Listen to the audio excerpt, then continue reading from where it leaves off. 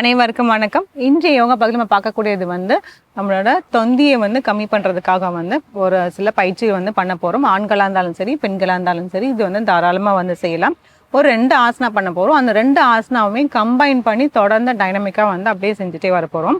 வாங்க அதை எப்படி பண்ணுறதுன்னு பார்க்கலாம். ஃபஸ்ட்டு தனித்தனியாக அப்படியே செஞ்சிடலாம். அதுக்கப்புறமேட்டு சேர்ந்து 2 ஆசனமும் கம்பைன் பண்ணி செஞ்சிடலாம். இப்போ முதல்ல ஆசனா வக்ராசனம். அதுக்கு முன்னாடி தண்டாசனால உட்கார்ந்துட்டு முதுகு தண்டை நல்லா நேராக்கிட்டு ஆழ்ந்த மூச்சு உள்ள இழுத்து வெளியிடலாம்.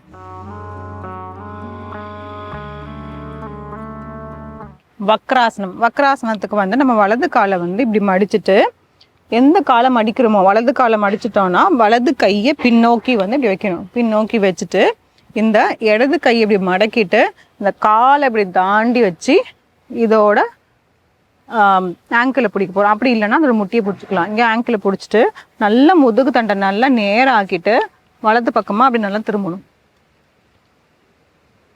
இல்லை சில வினாடிகள் இருக்கலாம்.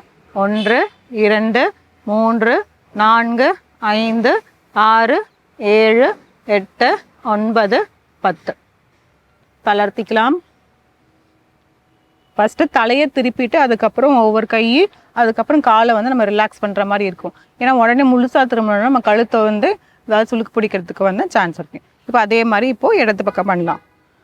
இடது காலை மடக்கியிருக்கோம், அதனால இடது கையை பின்னோக்கி நல்லா இங்கே முதுகுக்கு நேராக கையை இப்படி பின்னாடி வைக்கணும். வலது கையை மடக்கிட்டு இந்த காலை தாண்டி நல்லா இப்படி தள்ளிட்டு அதோட இப்படி ஆங்கிள் இப்படி பிடிச்சிட்டு நல்லா இப்படி திருப்ப போகிறோம்.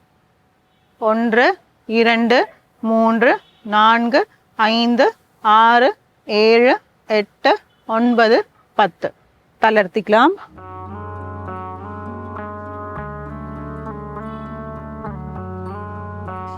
ஒரு இன்ஹேல் எக்ஸேல். இது வக்ராசனம். இந்த மாதிரி நம்ம உடம்பு இந்த மேல் பகுதி உடம்பு நல்லா ட்விஸ்ட் பண்ணும்போது என்ன ஆகும்னா, இந்த பகுதி இந்த இடுப்பு பகுதியில் இங்கே இருக்கிறதுலாம் நல்லாவே முறுக்குத்தன்மை ஏற்படும். இது நீரிழிவு நோய் இருக்கிறவங்களுக்கு தாராளமாக செய்யலாம். இவங்க இந்த ஆசனா கண்டிப்பாக செஞ்சு ஆகிற மாதிரி இருக்கும். அதே மாதிரி தொந்தி குறைக்கிறவங்களுக்குமே இதை செய்யலாம். அடுத்தது ஆசனம் 2. அதில் ஜானு சிரசாசனா. ஒரு காலை இப்படி மடக்கிடுறோம். மடக்கிட்டு இந்த கால் விரல்கள் நம்ம நோக்கி இருக்கிற மாதிரி வச்சுட்டு கைகள் மேல் நோக்கி தூக்கிட்டு அப்படியே முன்னோக்கி இப்படி குனிகிறோம்.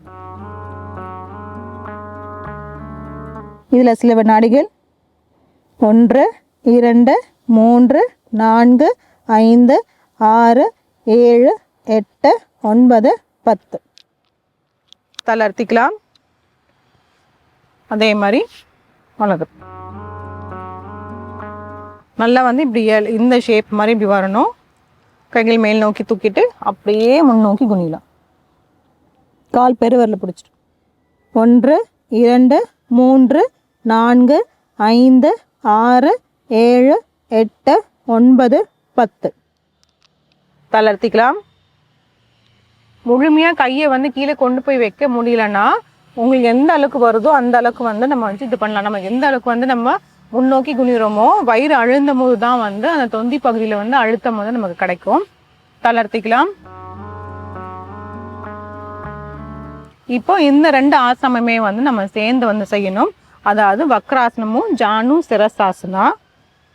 வக்ராசனம் இப்படி கொண்டு வந்துட்டு அப்படியே காலை மடக்கி கை தூக்கி முன்னோக்கி வரப்போம்.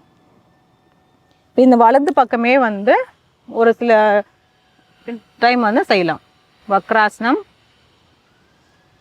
ஜானு சிரசாசனம்,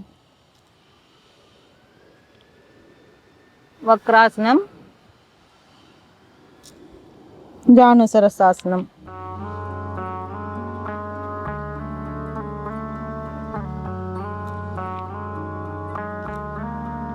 தளர்த்திக்கலாம்.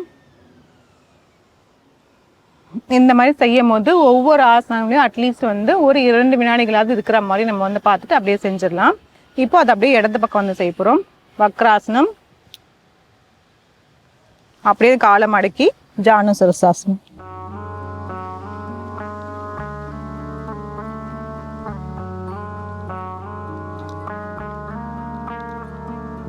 வக்ராசனம், ஜானு சிரசாசனம்.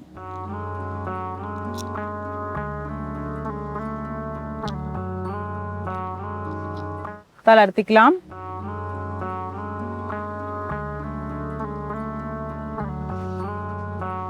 இந்த மாதிரி தொடர்ச்சியாகவும் கொஞ்சம் வேகமாகவும் செய்யும் போது பார்த்தீங்கன்னா நம்மளும் உடம்புல இருக்கக்கூடிய இந்த அப்பர் பாடியில் இருக்கக்கூடிய வந்து எல்லா ஃபேட்ஸ்லாம் வந்து அதுக்கு வந்து நமக்கு பேர்ன் ஆகும். அந்த மாதிரி கால் பகுதியிலுமே வந்து நல்லா தாகும். முக்கியமாக வந்து தொந்தியில் இருக்கிறது வந்து ரொம்பவே வந்து நல்லா குறையும். ஆனால் வந்து ரொம்ப வயசானவங்க இருக்கிறவங்க இல்லை நீ பெயின் இருக்கிறவங்க வந்து இந்த மாதிரி ரொம்ப ஃபாஸ்ட்டாவோ இல்லை வந்து இந்த மாதிரி கால் மடக்கிட்டு பண்ணுறதுக்கோ வந்து பண்ணாதீங்க. ஆனால் நீரிழிவு நோய் இருக்கிறவங்க பொறுமையாக வந்து இது பண்ணோம்னா அந்த வக்ராசனம் மட்டும் பண்ணாலே சரி ரொம்பவே வந்து நல்ல பலன் உள்ளதாக இருக்கும். இந்த ஆசனத்தை முயற்சி செஞ்சு பாருங்கள். மீண்டும் அடுத்த பதில் சந்திக்கிறேன்.